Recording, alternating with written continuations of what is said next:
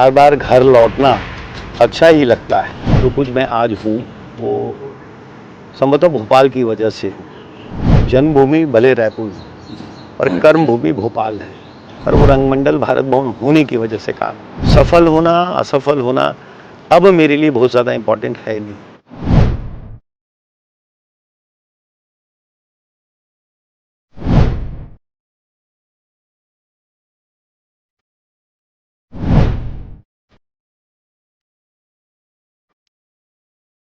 नमस्कार दर्शकों, मैं मनोज जोशी भोपाल का ही एक रंगकर्मी हूँ और आज मेरी खुशकिस्मती है कि मैं मेरे उन निर्देशक से बात कर रहा हूँ जिनके निर्देशन में मैंने अपनी ज़िंदगी का आज से 30 साल पहले पहला नाटक किया था।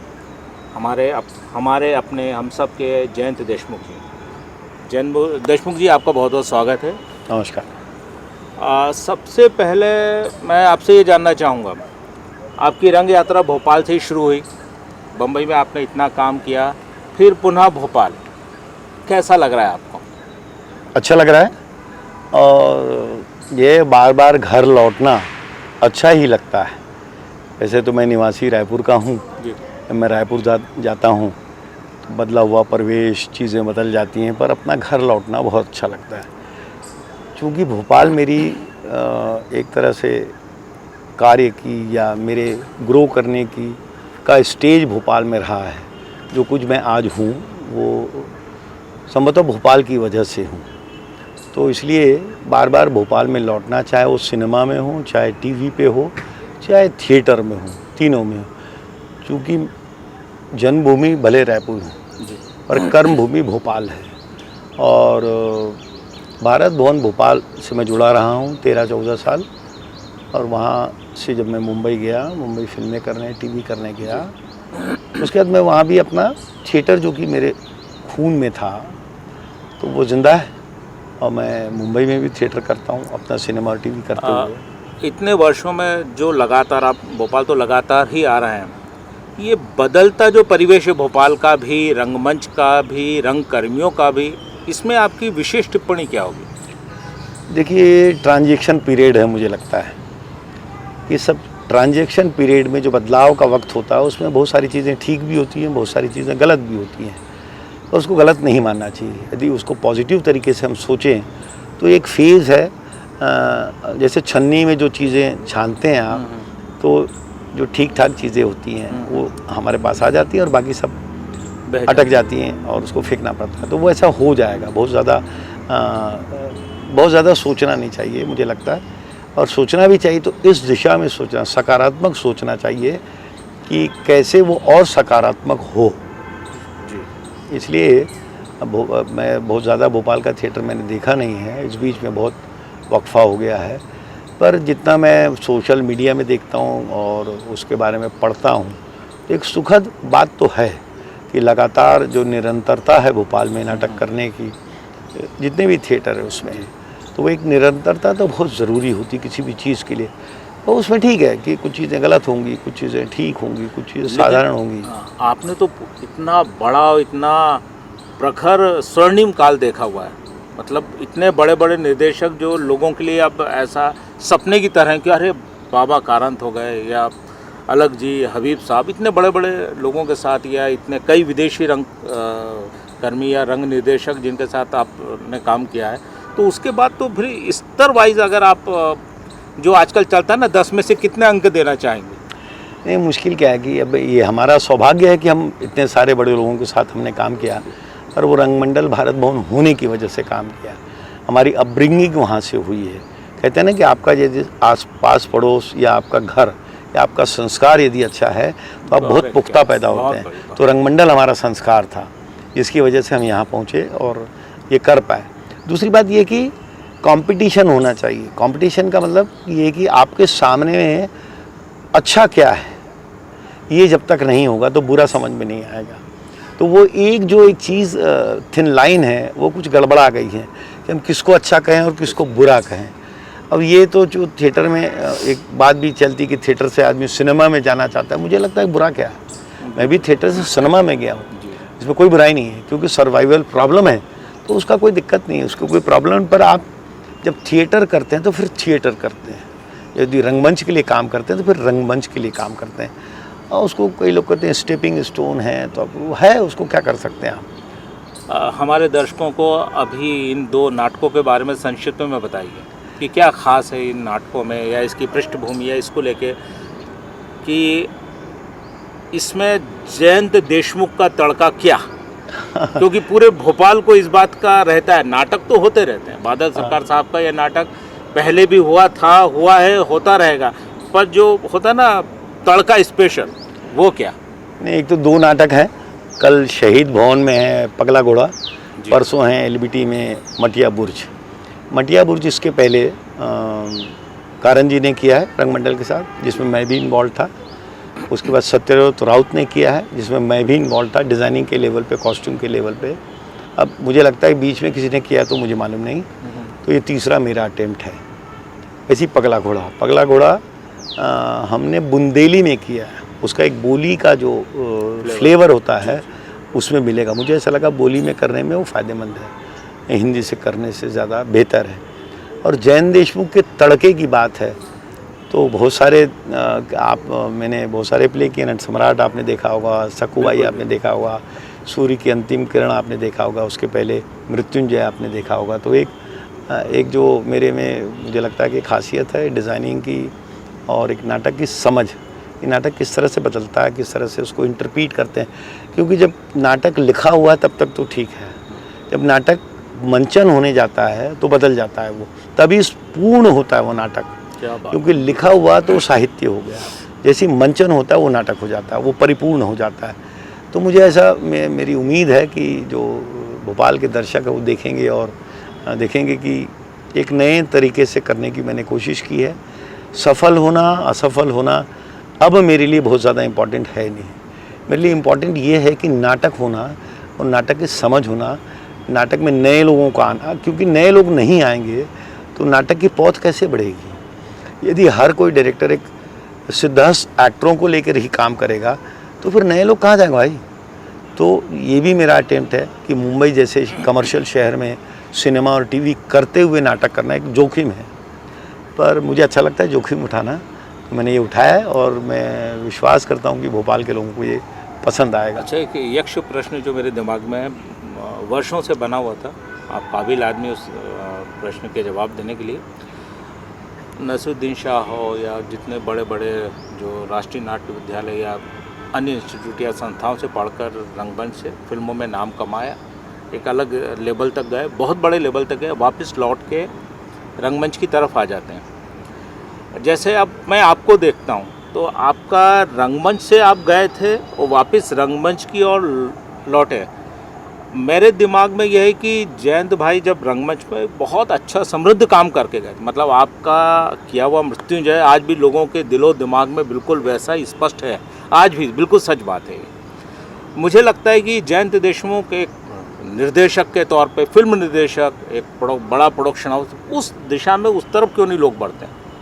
चाहे नसीरुद्दीन शाह, हम सब कुछ कर लिया, लौट के इधर आ जाएं, वहीं ये समृद्धि जो रंगमंच में इतना बड़ा नाम था, ये वहाँ क्यों नहीं ऊपर जाते हैं।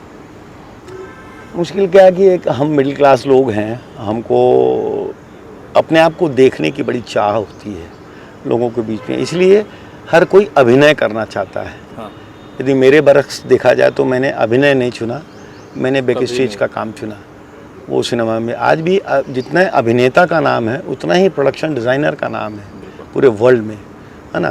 तो इस पे चुनाव का भी एक प्रश्न उठता है। और जैसे मैंने पहले कहा कि मिडिल क्लास आदमी है, उसको दिखना चाहिए, मोहल्ले में दिखा दें, दोस्तों को दिखाते कि हमने इस शो में काम किया, इस फिल्म में काम किया।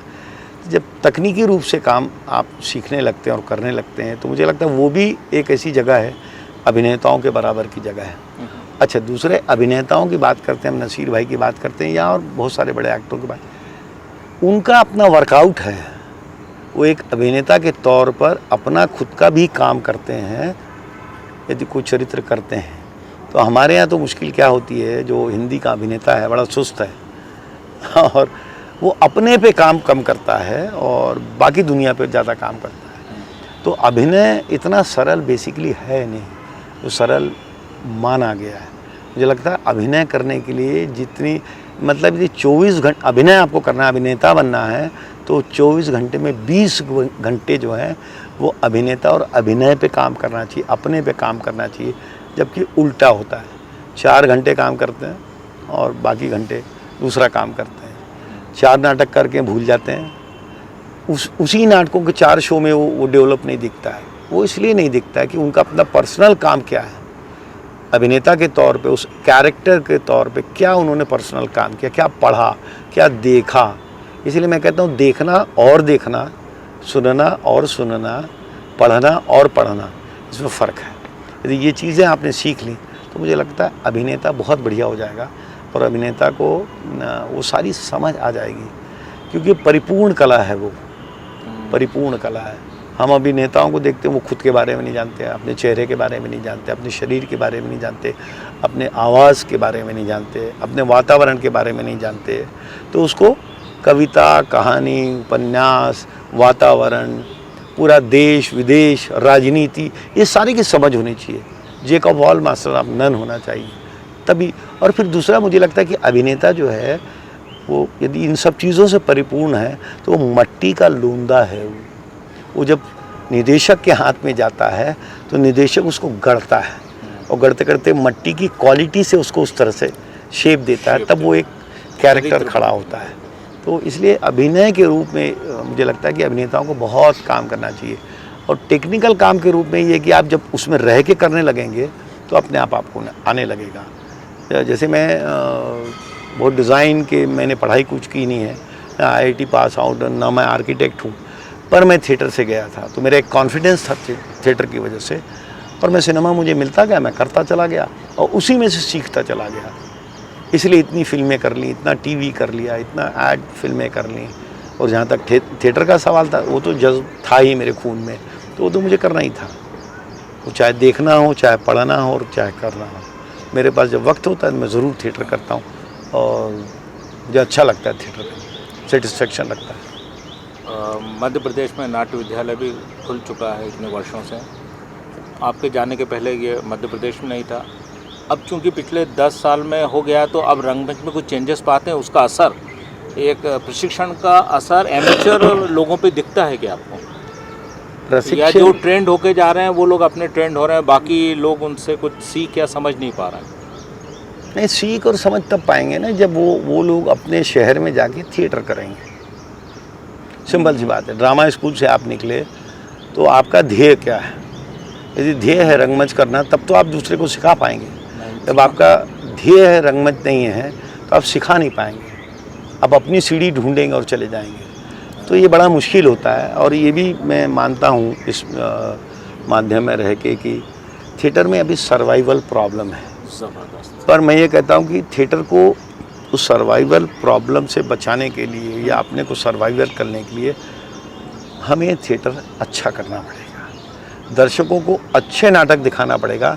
तब आप 1000 रुपये की टिकट लगा सकते हैं। आपने नाटक अच्छा किया, 1000 रुपये की टिकट लगाई, आपका हाउसफुल हो जाएगा। दोबारा आप शो करेंगे, लोग आ जाएंगे, क्योंकि आपको अच्छा तो करना ही पड़ेगा। पहली शर्त है अच्छा करना, उसमें फिर टिकट कितने का भी लगाओ। यदि आपने मैंने नए एक आदमी को 500 रुपये टिकट लेके बुलाया नाटक देखने के लिए, यदि उसने ख़राब नाटक देखा तो वो दोबारा नहीं आएगा। तो आपको नाटक तो अच्छा करना पड़ेगा सारी शर्तों के बाद, चाहे वो 1000 रुपये की टिकट रखें चाहे 500 रुपये की टिकट रखें, उससे मेरे कोई वो नहीं है। पर आपको दिखाना क्या है, दिखाना अच्छा ही पड़ेगा, तभी आदमी बंद करेगा, तभी दर्शक रहेगा। नहीं तो फिर दर्शक क्यों आएगा आपके नाटक? अभी टीवी है, मोबाइल फ़ोन है, OTT सब तो है, और उसके बाद भी वो सब छोड़ के नाटक देखने आता है। तो नाटक करने वालों की जिम्मेदारी कि नाटक अच्छा होना चाहिए। हमारे रंग दर्शकों के बारे में कुछ कहना चाहें, या नए जो नवागत रंग प्रेमी आ रहे हैं, नए लोग जो रंगमंच की इस दुनिया में आना चाहते हैं, उनके लिए कुछ सुझाव हो आपकी तरफ से? मैं रंगमंडल भारत भवन में जब आया 82 में, उसके पहले भी यहाँ बहुत सारे समारोह होते थे, बड़े रंगकर्मी थे, टिकटेड शो होते थे। रंगमंडल ने टिकटेड शो किए, उसके बाद भी बहुत सारे लोगों ने टिकटेड शो, और बड़े नाम हैं यहाँ पे भोपाल में। और भोपाल एक तरह से पूरे हिंदुस्तान का कल्चरल हब था, है ना। हम जब रंगमंडल में थे, और रंगमंडल जब भी हिंदुस्तान में कहीं भी प्ले करने जाता था तो लोग चमत्कृत, अरे यार रंगमंडल आ गया, तो कौन सा प्ले करेगा, किसका प्ले करेगा, ये तो ये एक डराने वाली बात नहीं थी, ये थी कि वो कमाल का प्ले लेके आते हैं। जो कमाल का प्ले वाली बात है वो हमें करना पड़ेगा, चाहे वो नए लोग हों चाहे पुराने लोग हों। तो जब तक आप वो नहीं करेंगे तो कैसे दर्शकों को बांध कर रखेंगे, टीवी के सामने से कैसे लेके आएंगे, फिल्म के सामने से कैसे लेके आएंगे 200 रुपये 500 रुपये में। तो ये मुझे बार बार ये लगता है कि हमको हमारी जिम्मेदारी बड़ी है, क्योंकि आप दर्शकों को बढ़िया काम दिखाइए ना, ज़रूर आएगा, दोबारा आएगा, अरे जैन तुम्हारा प्ले कब है यार, मैं आऊँगा देखने के लिए। तो ये आपको पैदा करना पड़ेगा, है ना। तो ये आपके टिकट के लिए भी ठीक है, आपके थिएटर के भी, और थिएटर का एक अर्थशास्त्र समझना पड़ेगा। हमारे हिंदी थिएटर में जो अर्थशास्त्र है थिएटर का वो है नहीं, उसकी इकोनॉमी समझना पड़ेगा। इकोनॉमी हम नहीं समझते हैं थिएटर की, इसलिए गड़बड़ाता है। किसी को पैसे नहीं दे पाते, किसी से पैसे ले लेते हैं, किसी को और कुछ कर, मतलब जो भी घालमेल है, जब अर्थशास्त्र उसका बना लोगे आप तो अपने आप हो जाएगा। मुझे लगता है कि इकोनॉमी उसकी कोई वर्कआउट नहीं करता। पब्लिसिटी, मीडिया, अभी तो सब चीज़ें हैं आपके पास में, आप हर तक पहुंच सकते हैं नाटक लेके। हमने तो ये दिन देखे हैं कि हम अपने प्ले के लिए टिकटें बेचते थे कि 10 टिकटें मनोज तुम लो, अब ये तुम्हारी जिम्मेदारी की 10 टिकटें तुम बेच के आना। वो बेचारा बेच के आता है। आज को आपको ज़्यादा कुछ करने के लिए है, बुक माई शो कर दीजिए, लोग आ जाएंगे, पर आपको प्ले अच्छा करना पड़ेगा। हाँ, सबसे पहली शर्त है कि नाटक अच्छा होना चाहिए। नाटक से दर्शक टूटना नहीं चाहिए, नाटक से दर्शक जुड़ना चाहिए, ये है। चलिए, आपने इतना समय दिया उसके लिए बहुत बहुत धन्यवाद, बहुत बहुत आभार। और एक सामूहिक अपील कल के नाटक के लिए। हम कल शहीद भवन में 25 तारीख शाम को 5 बजे और शाम को 7 बजे 2 शो कर रहे हैं। बादल सरकार का पगला घोड़ा जो बुंदेली भाषा में है, परसों LBT में रंगशी लिटिल बेले ट्रुप में अकीरा कुरोसावा की कहानी पर आधारित, उनकी फिल्म पर आधारित एक नाटक मटिया बुर्ज, इसका अनुवाद किया है रमेश चंद्र शाह ने। वो हम करेंगे शाम को 5 बजे और शाम को 7 बजे। तो वहाँ भी 2 शो है, यहाँ भी 2 शो है। मेरा आपसे अनुरोध है कि आप आएँ और देखें और एंजॉय करें। धन्यवाद। न फेक न लेट, देखते रहिए पीपल्स अपडेट।